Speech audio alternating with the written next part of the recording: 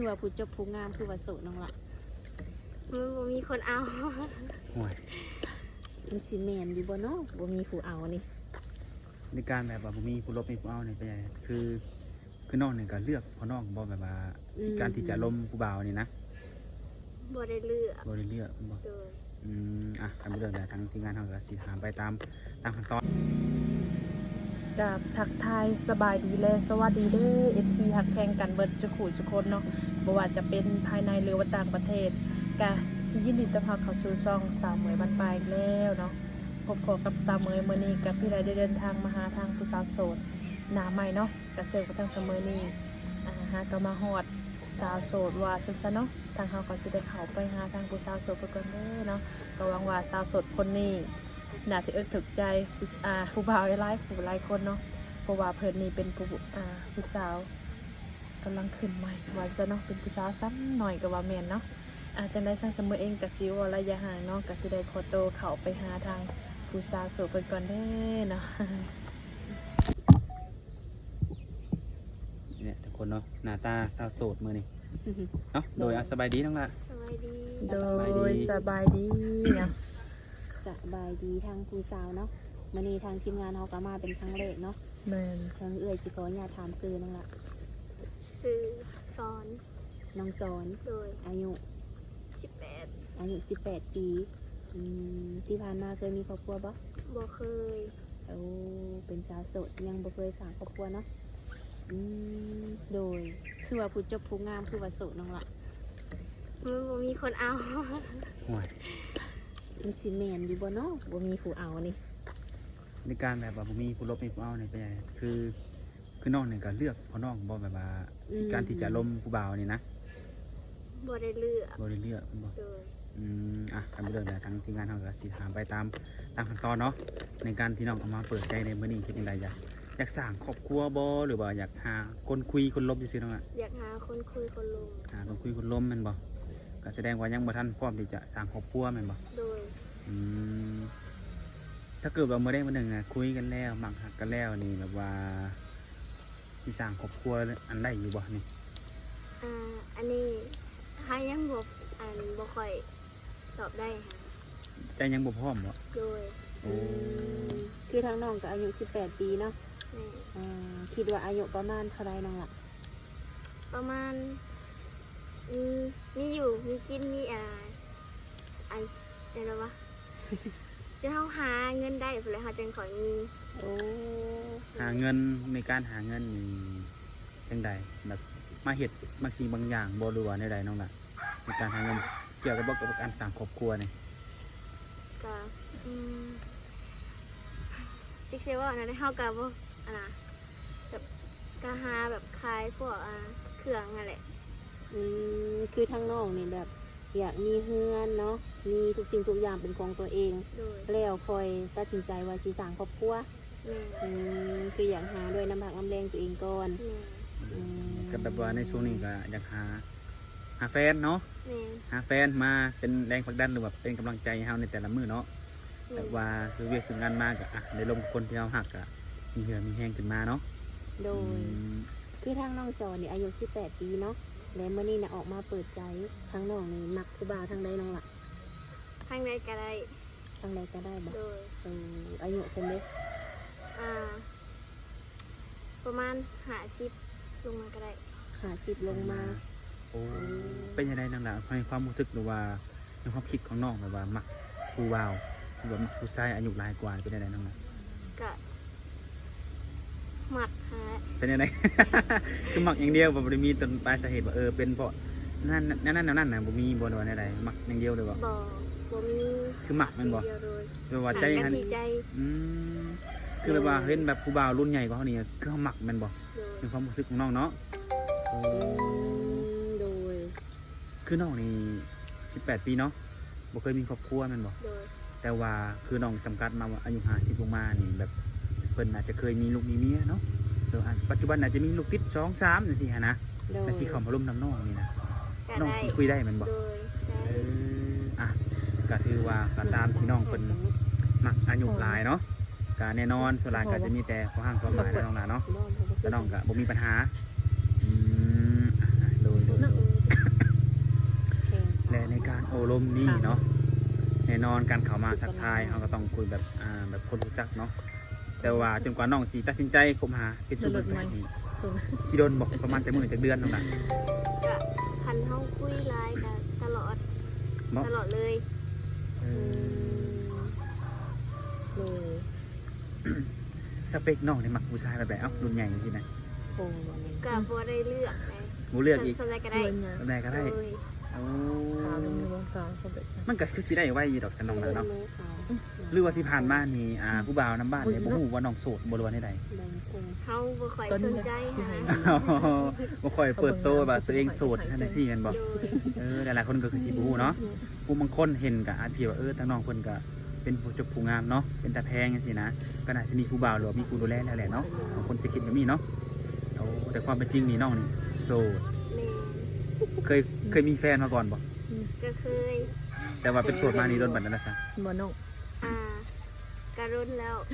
โดนแล้วแม่นบ่ โดย เป็นจังไดการมีแฟนกับการบ่มีแฟนมันแตกต่างกันได้น้องอ่ะ การมีแฟนแบบมันเห็นให้เฮาอึดอัด เก่ง ใจ ขา ค่ะ ไง เฮาก็เลยพักผ่อนก่อน คบหาคนที่แบบบ่อย่างไรวะบ่คือแบบ เอาลูกไปดีไปดี บ่เข้าใจกันเนาะว่าซั่นซะเนาะก็เลยเห็นให้อึดอัดแม่นบ่แต่เวลาดีกันนี่ก็ 5 เดือน มันก็เป็นอีกแบบหนึงเนาะแบบที่เฮาแบบมีความสุขเนาะว่าซั่นมันยิ้มคุยไปยิ้มไปหัวไปเนาะแบบซั่นเนาะแน่นอนเนาะการที่เฮามีเนี่ยมีคนฮักมันก็ต้องมีทุกข์มีสุขแล้วก็มียิ้มมีหัวแหละเนาะแต่ว่ามื้อนี้ก็คือแบบเตรียมใจหรือว่าทำใจได้แล้วเนาะในการที่จะเปิดใจหาแฟนคนใหม่เนาะที่ผ่านมาน้องเคยเคยลมบอกผู้บ่าวอายุหลายกว่านะ ก็บ่เคย บ่เคยแม่นบ่เคยลมแต่รุ่นน้อยๆรุ่นสำคัญบ่ แม่ โอ้มารอบนี้ก็อยากลองแบบลมผู้ใหญ่ลองเบิ่งเนาะว่ามันสิมีความแตกต่างกันหลายปานใดเนาะ แม่ แต่ถ้าน้องเคยไปทางใดอยู่บ่ บอกมีแต่อยู่แถวบ้านเฮานี่ แถวบ้านเฮานั่นบ่เฮ็ดเวียกเฮ็ดงานหยังอยู่บ่ทุก เอา มื้อ ลูก นี้ ไปซีเลย ก็ ดี เฮ็ดเวียกยาม หินลูก กับเฮาผัดเฮียน มันหน่อยเนาะ เฮ็ดเวียกหยังน้องล่ะ ก็เฮ็ดเวียกอยู่โรงงาน อยู่โรงงานโอ้เป็นสาวโรงงานพร้อมบ่นี่ ฮะ เคยเป็นสาวโรงงานพร้อม แม่ สาว โอ้ปัจจุบันนี้บ่ได้เฮ็ดได้แม่นบ่ แม่ ตื่นได้ หาเงินส่ง ดี เฮี ไป ยน หาเงินส่งเฮียนโอ้คือน้องยังเฮียนอยู่เนาะทุก แม่ มื้อนี้ หาเงินไปนำเฮียนไปนำ โอ้ ช่วงผมก็ฮอตจับ สมมุติว่าเขาโรงเรียนจังซี่น้องมีแบบเฮ็ดเวียกได้เสริม ก็ อ เห็ ยู่ น บ่ ตื่นนอนหน่อยก็จะเห็นเลย ไปเกี่ยวหยังน้องล่ะ เกี่ยวกับขายเครื่องบางเถื่อขายบ่ได้กะบ่มีเงิน เมื่อ แน่นอนตัวนี้เนาะเพราะว่าเฮานี่อาศัยแบบว่าทุนเฮาเนาะจากการขายเครื่องแมันบ่ เงินกับบ่ค่อยมี ได้กิน เฮาก็สิมีซำนี้ก็ขายซำนี้แค่นั้น น้องขายหยังน้องล่ะ ขายเครื่องพวกเครื่องออนไลน์ เครื่องออนไลน์ เกี่ยวกับพวกใดพวกสำอางบ่รู้ว่าใด เรียนเครื่องสำอาง ๆเครื่องสำอางโอ้การขายเครื่องนี่เฮาโฟดแล้ว มีคนสั่งบ่เฮาจังไปเอาหรือว่าเฮาสั่งมาเมียนก่อนหรือว่าใด คันมีคนสั่งแบบคนแบบพวกหมักไส้เฮาก็สั่งมาหน่อยหนึ่งฮะเอามาเป็นธรรมดาแล้วก็เขาสั่งเขาก็ไปส่ง หมด เลย อย่าง โอ้แบบเครื่องสต็อกนี่เอามาไว้ตามทุนตามเงินเนาะ ไข่ดัน อ๋อแต่ว่าทุกสิ่งทุกอย่างคือน้องไปหามาด้วยตนเองแมันบ่ แม่น โอ้เคยขอพ่อขอแม่แบบขอต่อทุนบ่ เครื่องเก่านั้นมีสูง บ่เคยบ่ เครื่องเก่าจะถูกไหม โอ้ถือว่าน้องถือว่าเก่งเลยน้องนาเนาะบางคนนี่อาจจะยืมทุนจากพ่อจากแม่กันเนาะบางคนเนาะมาลงทุนแต่ว่าน้องนี่บ่เคยแม่นบ่ ดู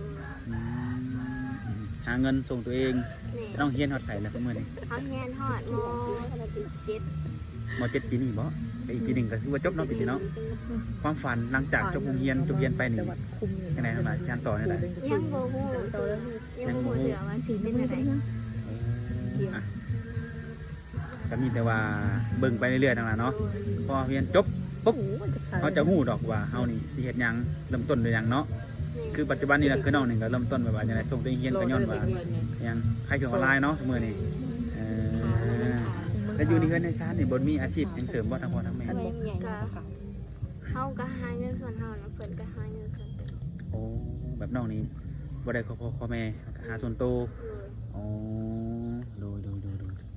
มีเอ้ยมีอ้ายมีน้องบ่ กินหมด แต่ในวันก่อนที่ควรสิ มี ได้ อ้าย คือไปไทยแล้ว แต่ปัจจุบันนี่คือน้องอยู่กับพ่อกับแม่ เจ๊แค่ น้องเป็นลูกสาวหล่า แม่น เด็ก โอ้ นั่งเปิดนอนกันนะครู เขาเรื่องสาวหล่าถ้าเกิดว่าเมื่อหน้าเมื่อในเราเลือกว่าเรื่องอันไหนอนาคตเนาะถ้าน้องสั่งครอบครัวให้น้องเอาเพื่อนได้บ่ บ ยังบ่ฮู้เพิ่นสิให้ออกหรือบ่ โอ้ยังบ่ได้คุยกันอยู่เนาะ แม่แม่ ยังบ่ได้คุยกันเนาะ โดย ลูกสาวเดียวบ่น้องละ แม่ โอ้ ลูกสาวเดียวครับ ลูกสาวเดียว อ้ายสั่งครัวแล้วอ้าย ฮะ อ้าย ยัง เนาะ ยัง หิว ยัง ยังคือกันเนาะ จ้าง ก็เลยยังบ่ทันฮู้ว่าผู้ใดสิอยู่นำพ่อนำแม่โอ้คันว่าอ้ายสั่งนี่ปุ๊บน่าจะฮู้เนาะ ยังอยู่ อ้ายสั่งก่อนนะถ้านายอยู่น้องก็ออกเฮือนได้แม่นบ่โดยเป็นจังไดการไปหาไปเรียนไปมาจังไดน้องน่ะ ก็ไปน้ำหมู ถ่ายตะโกน กะมาน้ำหมู โอ้ไปรถจักรบ่ แม่ ไกลบ่โรงเรียนจากบ้าน บ่แต่นี่ออกไปนอกหน่อยหนึง เดี๋ยวนี้ได้สัก ก็ยังถือว่าดี มัน เนาะ จะแตก ไกล ต่าง เนาะแต่น้องบ่มีรถเป็นของตัวเองบ่ ยัง ยังบ่มีแม่นบ่ เออ ปัจจุบันนี่ก็ยังคิดไปน้ำหมู่อยู่เนาะ เออ แต่ว่าเฮาก็แซ่ค่าน้ำมันบ่ได้ได้ เซกัน ข้าวก็ต้องซื้อกี่ขับเด้อเจอได้เลยเจ้า ให้เนาะเฮายังมีหมู่แบบว่าชนิดนึงก็ให้เฮานี่พึ่งพาได้เนาะ โอ้พรรษาแล้วไป โดยอันนี้ว่าเรื่องในอุปกรณ์การเรียนสิมาสอบถามเรื่องผู้บ่าวได้มาเนาะบ่มีว่าผู้บ่าวนะมุมเรียนเอามาตรง บ่มี บ่มีแท้บ่เนาะ โดย น้องบ่มักบ่รู้ว่าเขาบ่มักน้อง เฮาบ่ค่อยสนใจเฮาบ่ค่อยลิ้นกับน้องเขาปานใดหันนะเฮาบ่ค่อยสูงแบบนี้หันนะ เรียนเบิ่งได้แบบโอ้บ่ถูกสเปค คือบ่ใช่ในขนาดแบบสิให้เปรียบเทียบว่าผู้บ่าว พวกมันจะ แถวใกล้กับผู้บ่าวแถวไกลๆนี่นะถ้าเลือกลมน้องสิลมทางใด ก็ งานเลยกิน พวกแน่นอนแน่นอน ทางใดก็ได้ก็ได้หายคิดใจ มาจิยายยังดอก โดย เห็นปะโอ้ยลมเว้าใกล้นี่ยันเขาเจ้ามาหาเฮาเฮือนยันวะแต่ว่าถ้าสมมุติว่าน้องลมผู้บ่าวทางไกลเนาะบ่ได้มาหนึ่งเนาะแบบน้องบ่จะเจอซะคุยทางไกลอยู่ว่าอันยกตัวอย่างมาก็คือผู้บ่าวฝั่งไทยเนาะส่วนหลายเนาะแต่เพิ่นอยากได้น้องนี่ ก็ไป3คน ไปลิ้นไปเที่ยวแล้วเพิ่นสิพาไปเที่ยวอยู่บ้านเพิ่นในประเทศไทยนี่นะน้องก็สามารถไปได้บ่ เลิกไปนำกันแล้ว โอ้เคยไปบ่ เลิกไปนำกันก่อน เคยไปเทื่อหนึง โอ้ เพิ่นไปทำบุญแล้วก็บ่ได้ไปเลย อย่างน้อยก็คือน้องก็ยังเคยไปแต่ว่าถ้ามีแบบอ่าผู้บ่าวฝั่งไทยเนาะส่วนไปลิ้นไปเที่ยวน้องก็ไปได้อยู่เนาะโอ้น้องไปสุก่อนไปได้ไปนำบัดบ่เลยเนี่ย ไปนำบัตร เป็นสาว บัตรขาว วัดข่าวอยู่ได้ บ่ได้ส่งให้เรา 3 เนาะ มื้อ 3 มื้อ 2 คืนเนาะ เบิ่งดิ คุณจะคืนนั้นนี่ก็เดี๋ยว บ่แน่บางทีบางคนเนาะเห็นน้องในคลิป อยากเห็นตัวจริงจังซี่นะสิเป็นคือในวิดีโอบ่ตัวจริงบางคนก็สิว่าแบบซี่ได้ถ้าเพิ่นสิมาหาเนี่ยเอาแบบนี้เอา จะมา ให้มาบ่ โดยคุยแบบ เลย พูดใจกันก่อนแล้วก็มาหากัน ยกตัวอย่างคุยกันประมาณสักอาทิตย์2อาทิตย์หรือว่าเดือนเนาะแต่จังมาหามาเบิ่งกันเนาะ โดย ว่าแบบนี้สามารถที่จะเป็นชูเป็นแฟนกันได้บ่เนาะ อืม บ่แม่นว่าสิมาขอน้องได้น้องยังเฮียนอยู่บ่ได้ตัวนี้เนาะน้องคือปัจจุบันนี้น้องมาเปิดใจนี่ยังอยากมีแฟนแล้วเนาะ มีแฟนอยากมีคนคุย แต่ว่าเรื่องอายุนี่ก็50ประมาณเนาะพอห้างพอไม้ลูกติดอิหยังก็แล้วแต่น้องก็สามารถคุยนำได้ทุกคนเนาะ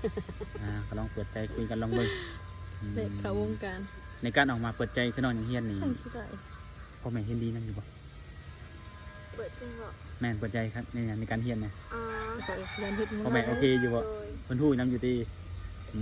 ยันว่ามันรักมาเปิดได้บ่ได้นะโดย ตัวนี้ เป็นจังไดเฮ็ดนาอยู่บ่แต่ละปี บ่มีหน้าเฮ็ดบ่ โดย แสดงว่าต้องหาเงินซื้อข้าวนำนี่ เป็นจริงไอ้พวก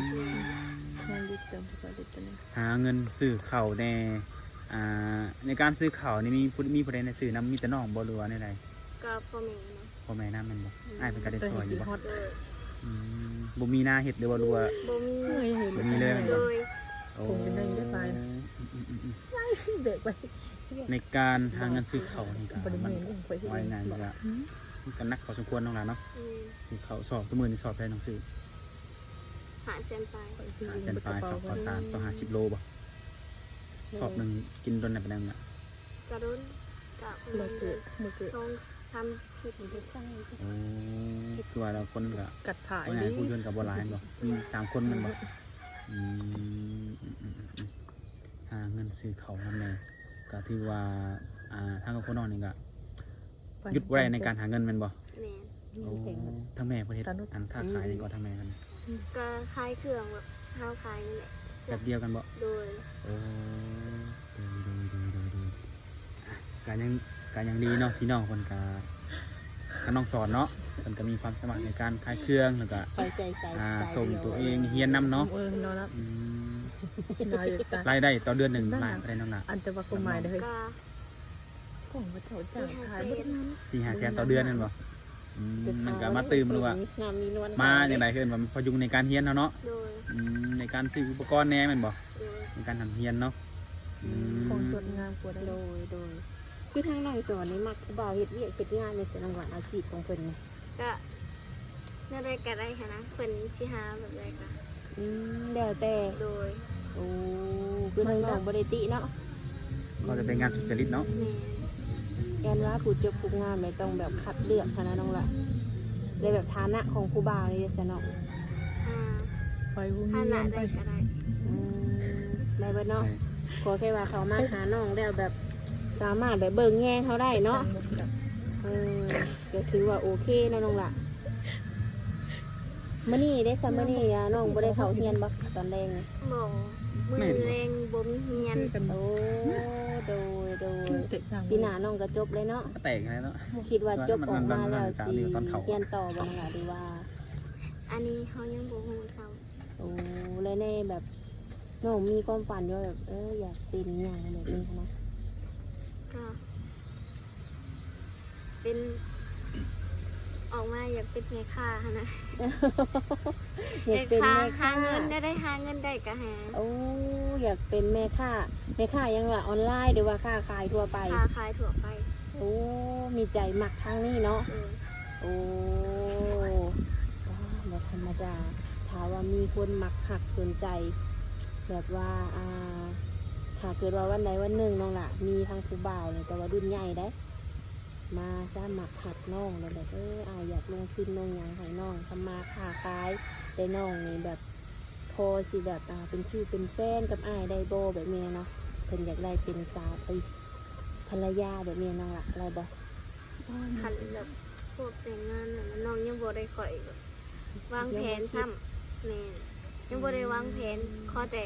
หาเงินหาได้ก่อน โดย เอาสิใช่น้องละคือน้องนี่มักหาเงินเนาะแล้วเพื่อนใช้โอกาสน้องนี่ปีหนึ่งในการเรียนจบ และเพื่อนสิลงทุนให้